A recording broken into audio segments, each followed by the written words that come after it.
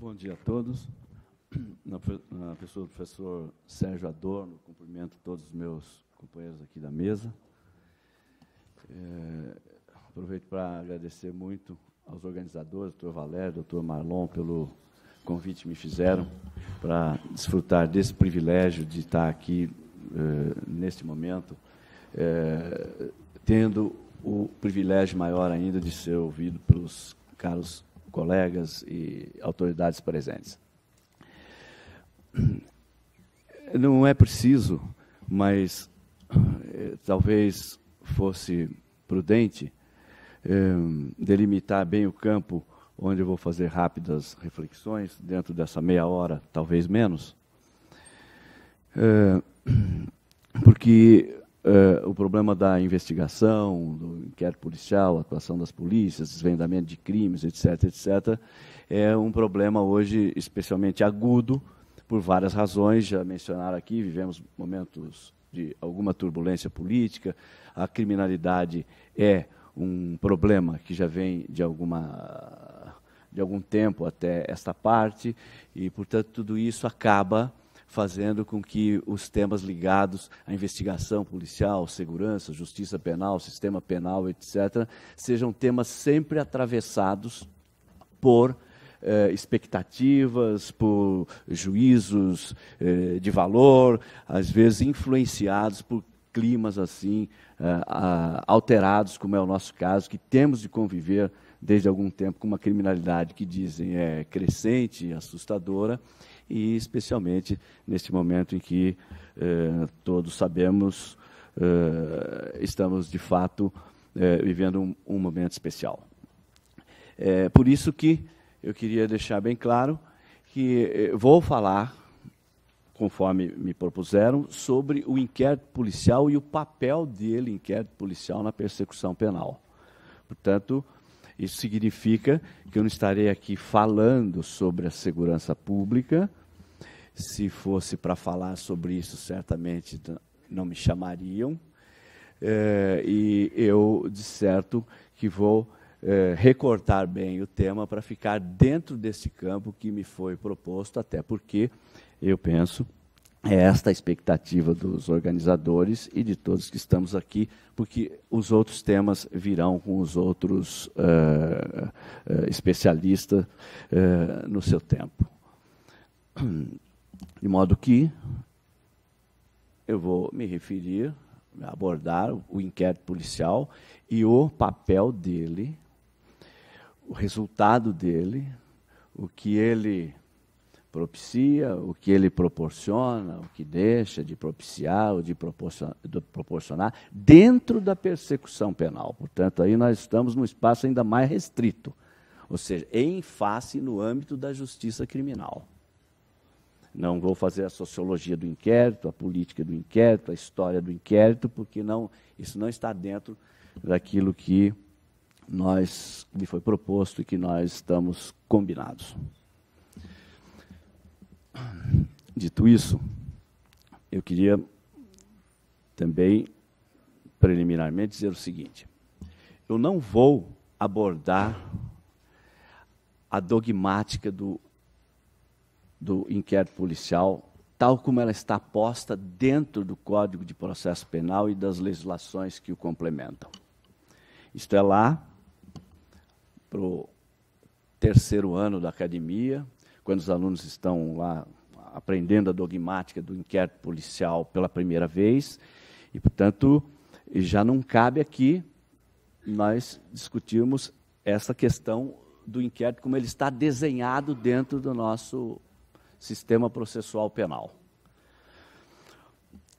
Eu não vou também abordar a propalada crise do inquérito. Dizem que há uma crise do inquérito.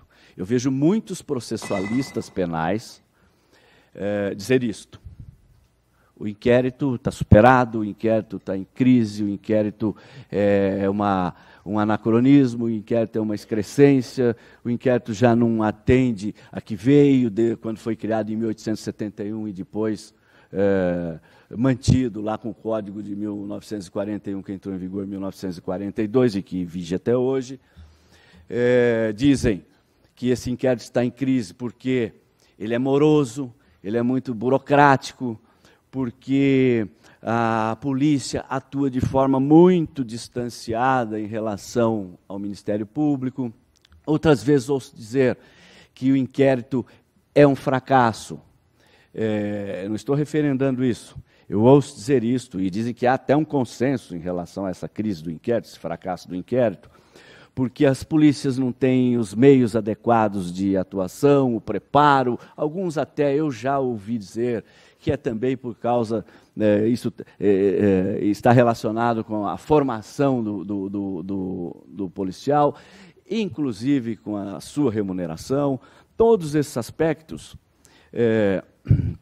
os processualistas penais costumam arrolar para compor o tal cenário de crise do inquérito policial. Eu não vou falar disso.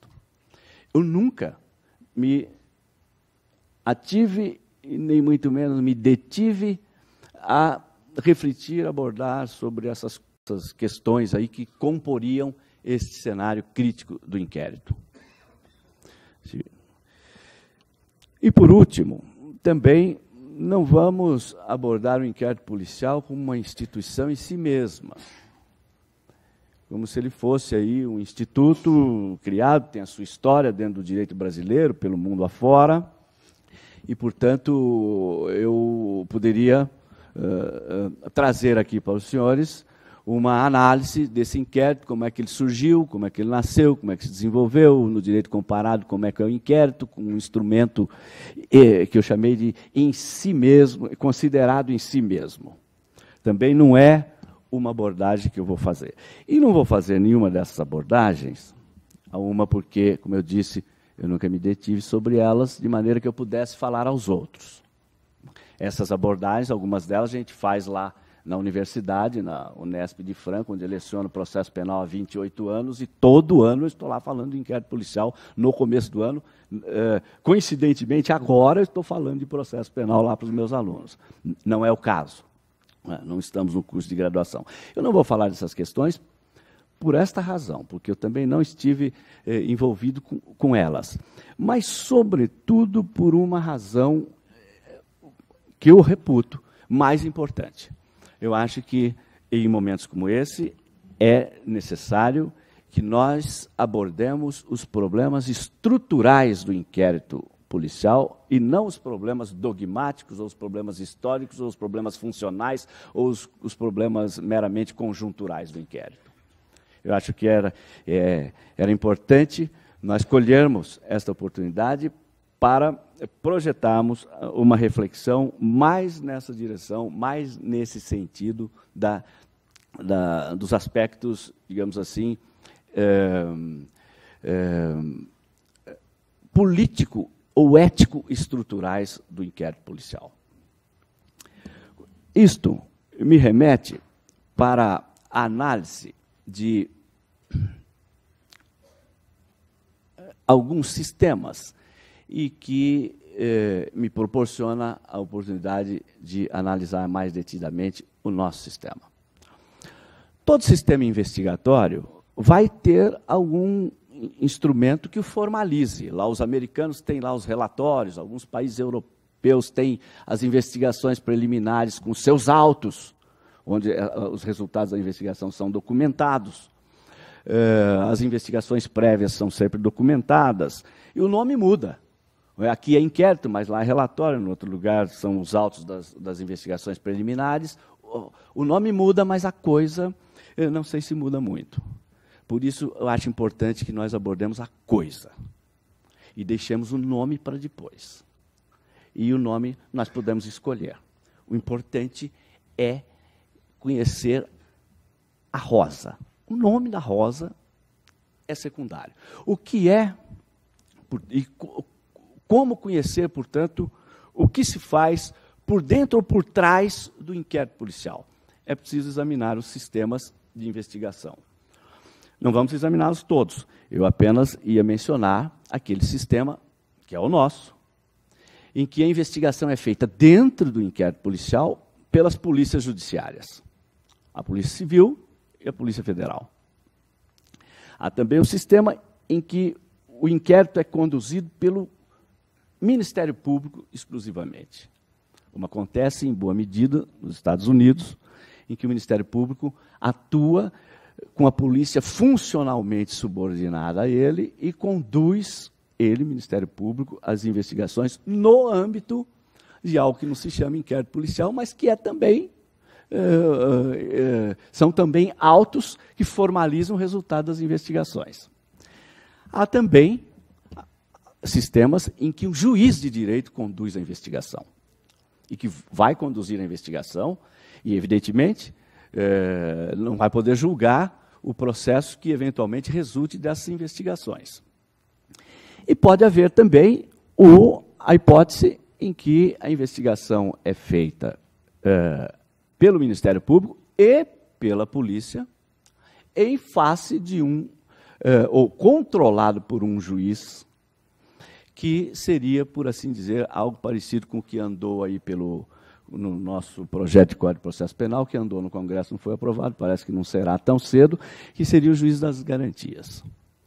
Então, são sistemas de investigação e que são documentados naquilo que nós chamamos de inquérito policial, outros chamarão por outro nome.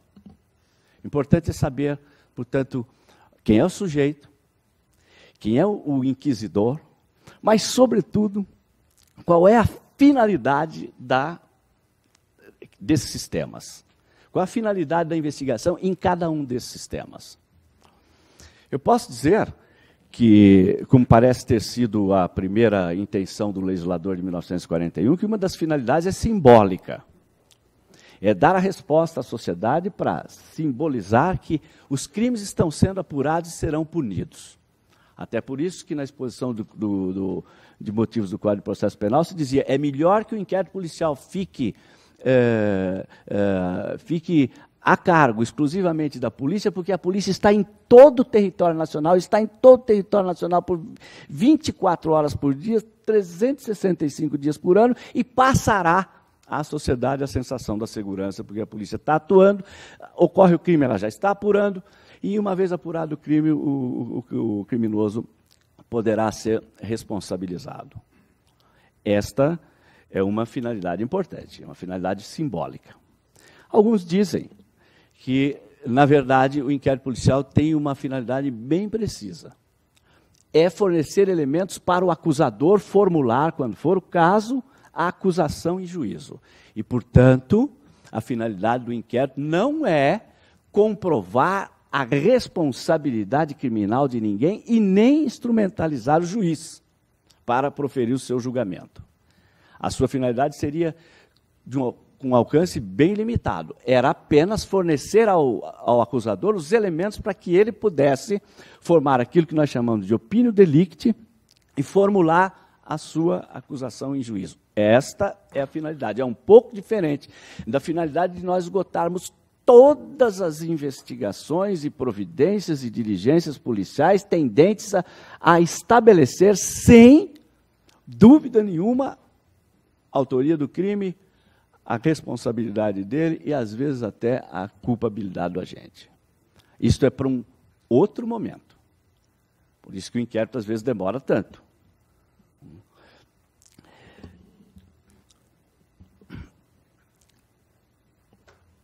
Há ainda uma terceira finalidade que costumo apontar para as investigações, que é, ao mesmo tempo que proporciona elemento para a acusação, evita acusações temerárias. Acusações que pudessem ser levianas, apressadas, sem fundamento, sem plausibilidade nenhuma. Isso seria uma garantia, portanto, dos cidadãos, que eles não fossem acusados apressadamente, levianamente, temerariamente, sem base nenhuma, sem fundamento nenhum. Então, os sistemas de investigação teriam também esta finalidade. Agora, seria importante que nós estivéssemos um pouco no nosso sistema. Dito isso sobre os sistemas em geral. O nosso sistema de investigação, evidentemente que nem precisava dizer isso, mas tudo que eu vou dizer aqui são reflexões da minha responsabilidade, do meu ponto de vista. Eu acho que o nosso sistema penal, processual penal, de investigação, ele pode ser ele pode ser definido como um sistema múltiplo e concentracionista. Múltiplo por quê? Porque nas atividades de investigação atuam a polícia, pode atuar o Ministério Público e pode atuar o juiz. E pode atuar intensamente. De modo que essas autoridades ou esses sujeitos concentram em si esta tarefa de realizar a investigação, desvendar os crimes, desvendar a autoria e, portanto, fornecer elementos para a acusação. Só que vou além. A nossa atividade na prática com essas três autoridades, que muitas vezes, não em todos os casos, evidentemente, em crimes de menor gravidade, etc., fica sempre a cargo da polícia, mas quando há crimes como tráfico, corrupção, etc., aí já comparecem outros atores. Esta atividade da polícia, que seria especificamente da polícia, de acordo com o Código de Processo Penal, e que é exercida por essas três autoridades, ou por esses três atores que intervêm no processo investigatório, é uma atividade que, na prática, vai além da mera finalidade de fornecer elemento para a acusação. É uma atividade que aprofunda a investigação, a ponto de quase que estabelecer dentro do inquérito tudo aquilo que deveria ser estabelecido dentro do processo penal. E esses atores atuam intensamente. A polícia investigando, o Ministério Público requisitando diligências, o juiz determinando diligências, como, por exemplo, uma escuta telefônica, uma busca e apreensão, homologando delações, etc., são atividades que envolvem essas três autoridades com a finalidade não só de proporcionar elementos para a acusação, mas de estabelecer a exação da verdade. De modo que o fato deve ficar ali, já no âmbito do inquérito, tão cumpridamente apurado, que pouco restará a ser feito em juízo sob o crivo do contraditório da ampla defesa. Tanto isso é verdade que, no geral dos casos, a prática revela isso, no geral, talvez com uma regra ameaçadora, a atividade judicial, a persecução penal na segunda fase ou na fase judicial, em grande parte das vezes, é um simples decalque do inquérito policial. As provas definitivas já foram feitas no inquérito policial. Se é uma interceptação telefônica, se é uma perícia, se é uma busca e apreensão, ou coisas que tais. Já estão definitivamente feitas no inquérito policial. As provas irrepetíveis não serão repetidas em juízo. As testemunhas ouvidas no inquérito policial são quase sempre as testemunhas arroladas pela acusação e ouvidas em juízo. De modo que, bem feitas as contas, e se nós observarmos o cotidiano, o dia a dia do foro, aquelas testemunhas que depuseram no inquérito e que, no geral, no nosso caso, têm sido predominantemente policiais, ou civis, ou militares, serão novamente ouvidas em juízo, numa quase que transposição mecânica de tudo que se fez inquisitorialmente dentro do inquérito para dentro do processo onde tudo deveria ser feito dialeticamente ou sob a dialética, o atrito do contraditório e da ampla defesa. Isto acontece cotidianamente no foro. É claro que vamos encontrar situações em que isto não terá acontecido. Ninguém está dizendo que sempre acontece assim, mas isto acontece na maioria, na grande massa dos casos que são levados a juízo. Está acontecendo cotidianamente, de modo que a inquisitorialidade do inquérito policial, que é natural, entra, com perdão do pleonasmo, só para ser didático, da expletividade, entra para dentro do processo judicial. E entra para o processo judicial tal como ela foi realizada no inquérito, de modo inquisitorial. Isto ameaça, e muito, o tal devido processo legal e, sobretudo, o princípio do processo acusatório. Porque o princípio do processo acusatório é justamente a antítese do processo inquisitivo. E se o inquérito entra com toda essa força para o âmbito do processo judicial, é porque a inquisitorialidade do inquérito, que é natural dele, está contaminando o processo judicial. e contaminando, como eu dizia, perigosamente, a ponto de ameaçar o devido processo legal, porque ameaça a dinâmica e a dialética do processo de tipo acusatório, que, como todos sabemos, é o processo das sociedades modernas e civilizadas. Não desejamos, evidentemente, um processo inquisitorial. Não desejamos, evidentemente, uma atividade probante, toda ela já quase que definida lá na fase policial, para dentro do processo judicial. De modo que a atuação do juiz e do acusador em juízo seria quase que uma atuação homologatória de tudo quanto já veio se fazendo no âmbito do inquérito e entrou arrasadoramente para dentro da prova do processo. Isto basta frequentar as audiências para verificar que é assim. E não raras vezes, o juiz costuma refrescar a memória das testemunhas, para lembrar tudo quanto elas disseram no inquérito, favorecendo a possibilidade de que elas reproduzam fielmente, em juízo, tudo que falaram lá atrás. Não custa lembrar que há legislações que propõem até a eliminação do inquérito policial depois de iniciado o processo penal, justamente para evitar essa contaminação. No nosso caso, é diferente. Esse inquisitorialismo tem invadido os processos judiciais no cotidiano do fórum. Mas é assustador se nós observarmos com olhos de ver, evidentemente. Porque se observarmos com olhos burocráticos, meramente, não conseguiremos perceber isso. Há um outro problema, estou sendo avisado que tenho 10 minutos, então vou dar uma acelerada. Há um outro problema que acompanha este. O juiz que se envolveu de alguma forma na fase preliminar da investigação pode ser o mesmo juiz que vai julgar o caso. Isto é uma anomalia, isto é uma excrescência que ameaça o processo de tipo acusatório. E veja que a nossa legislação permite que um juiz de direito requisite a instauração de um inquérito policial, determine diligências serem feitas no inquérito policial, determine, por exemplo, diligências irrepetíveis como uma interceptação telefônica espontaneamente. O promotor formula a denúncia e depois o mesmo juiz julga.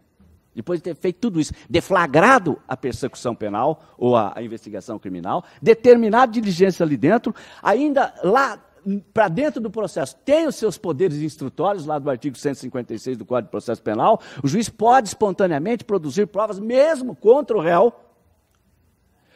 Quando se tratarem de provas urgentes, veja que a locução é vaga, quase todas as provas são urgentes, e provas irrepetíveis e as provas cautelares. Portanto, um juiz que já se envolveu com a atividade inquisitiva do inquérito pode ser o mesmo juiz que vai julgar. E esse mesmo juiz que vai julgar pode ter, inclusive, poderes instrutórios e inquisitoriais dentro do processo para determinar espontaneamente a realização de diligências, inclusive contra o réu. De modo que é possível ver aí, se quisermos ver.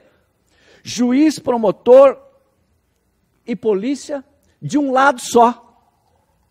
E do outro lado, a parte frágil do processo, que é o réu com seu advogado.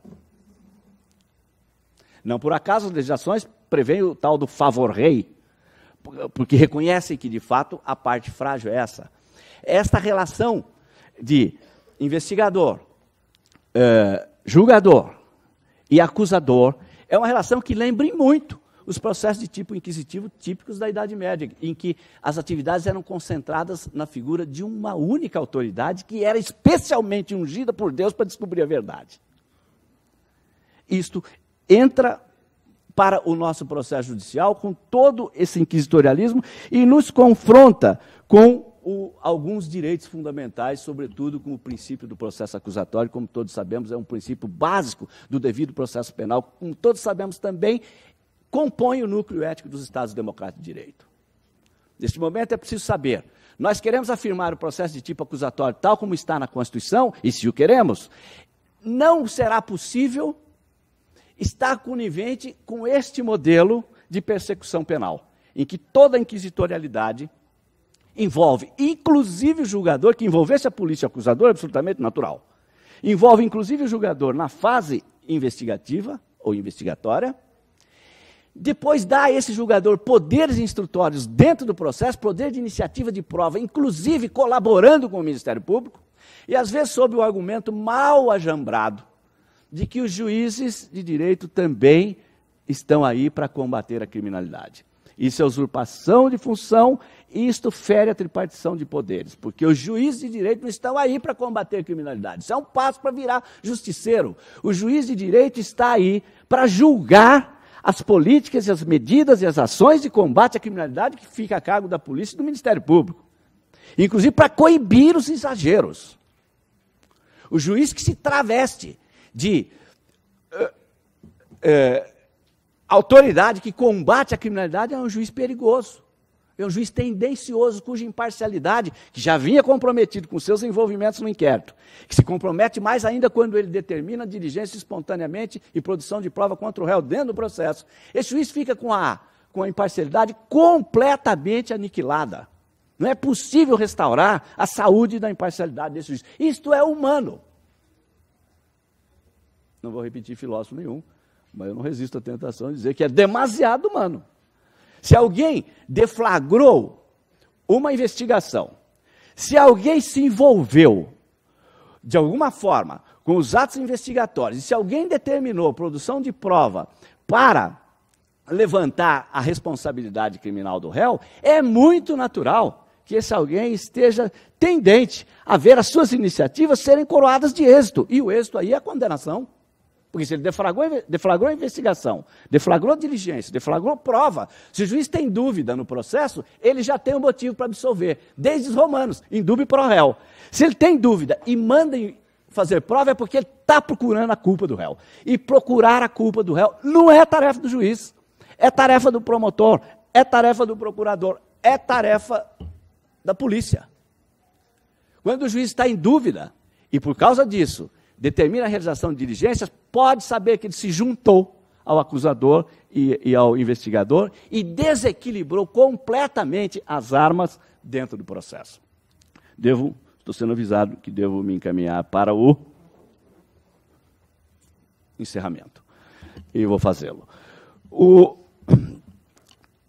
Essas questões nos colocam diante daquilo que eu chamei um dilema. Ou nós afirmamos o processo de tipo acusatório, que supõe o quê? Uma rigorosa separação entre as funções de acusar, defender e julgar. A Constituição deu investigação para as polícias, deu acusação para os ministérios públicos, deu a defesa para os advogados e os defensores públicos e o julgamento para o juiz. Consagrou o princípio da publicidade e lá está consagrado, portanto, o princípio o processo de tipo acusatório. Não podemos transigir com isto, porque transigir com isto é retroceder para o processo de tipo inquisitivo, que aniquila o devido processo legal e que é incompatível com o Estado democrático de direito. Ou nós afirmamos a Constituição, ou retrocedemos para o inquisitorialismo tipicamente ou semelhantemente ao inquisitorialismo medieval. E há, dizem, boas razões para isso. A criminalidade aumenta, é preciso, portanto, combater o crime a qualquer custo, a sociedade está acuada, a sociedade está com medo, os homens de bem estão presos, bandido estão solto, bandido bom é bandido morto, bandido bom é bandido preso, tolerância zero, etc., lei e ordem e tal. Essas ideologias fazem um enorme sucesso e justificam essas práticas de caráter de cunho tipicamente inquisitorial. Podemos até retroceder para isso, mas temos de mudar a Constituição. Nós temos de mudar a nossa ordem constitucional. Não é esta a proposta e os valores constitucionais que o Constituinte ofereceu aos brasileiros desde 1988. Estamos atropelando a Constituição em nome de objetivos pragmáticos. A criminalidade aumenta. Aumenta a população carcerária. Entre 15 e 20 anos, nós prendíamos 90 brasileiros por cada 100 mil habitantes. Hoje prendemos 300, ou para ser mais exato, 290 brasileiros por cada 100 mil habitantes. São Paulo prende 450. Quer dizer, demos um salto de 200% e a reincidência bate na casa dos 70%. De modo que talvez estivéssemos apostando na via errada. Na via da repressão. Para combater o problema da criminalidade. É sempre bom lembrar que processos e inquéritos são mecanismos para apurar crimes e punir criminosos do ponto de vista individual.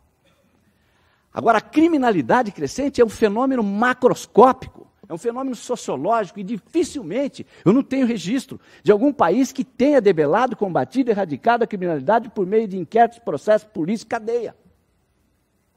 Não há registro disto. Isto revela que nós podemos estar entrando para o caminho errado. Eu estou sentindo que eu estou meio subindo no palanque e eu estou precisando ficar aqui no encerramento e vou fazê-lo arbitrariamente. Esse dilema, costumam dizer os garantistas, tem que ser resolvido a favor da Constituição. Nós temos que buscar outros caminhos para debelar a criminalidade e preservar os valores constitucionais, os objetivos do Estado Democrático de Direito. Não podemos sacrificar o Estado Democrático de Direito em nome do medo, em nome da paranoia, em nome de uma estratégia, de uma via que a história provou é equivocada. O menino disse aqui, quando nós proclamamos abolimos a escravidão em 1888, e proclamamos a República em 1889, logo em seguida faríamos, em 1891, a nossa primeira Constituição Republicana, diziam, o Brasil optou pelo modo de produção capitalista e, portanto, se transformou num Estado moderno e adotou o modelo do Estado de Direito. Só que, como alertava o Joaquim Nabuco, fizemos isso sem o povo. Empurramos o povo, os negros, os pardos e os pobres, para os morros, para a periferia, e importamos a mão de obra da Europa. E agora eles permanecem lá onde cresceram, se reproduziram, e temos de resolver esse passivo histórico. E não será, a meu ver, com inquérito, polícia, cadeia e justiça penal e promotora e etc, etc.